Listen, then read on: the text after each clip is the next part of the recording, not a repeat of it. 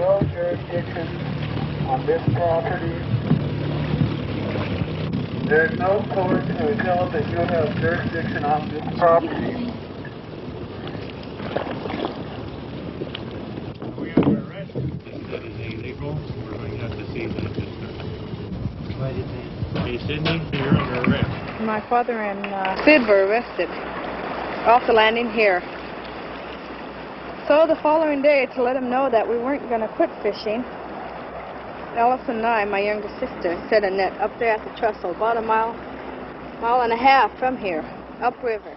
In 1854, Territorial Governor Isaac Stevens made treaties with all the Indians in Washington.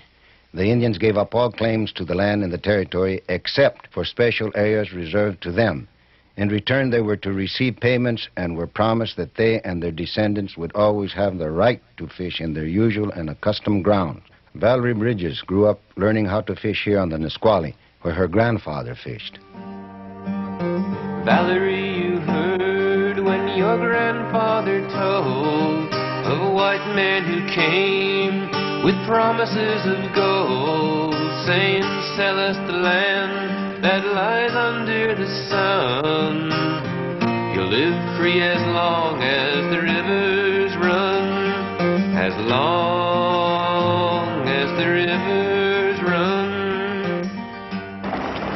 We set the net and waited for the state. We're just going to let them know that we're not going to quit fishing. We have this fishing right. It's a treaty, supreme law of the land under their constitution. And we're not going to give up our fishing rights. There are treaties throughout the United States being broken. That's really what it is, a treaty we're fighting for. Treaties throughout the United States. We resisted when they did try to take our net because it is our property, and not only protecting our property, but ourselves, because we too have been clubbed, night raids, tear gassed, and we're getting sick and tired of it. He promised us gold. He promised us grain, he promised us houses safe from the rain. He said that his words could not be undone, but would last for as long as the rivers run, as long as the rivers run.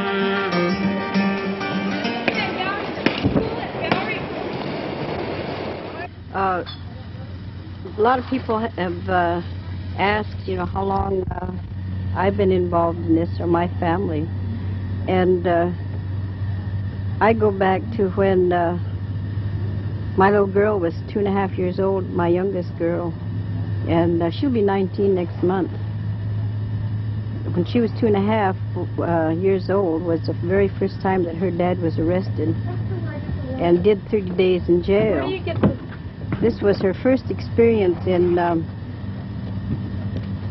going into a judge's courtroom, if you can call it JP courtroom. Maiselle Bridges, Bill Frank's daughter, Valerie, and Allison and Suzette's mother.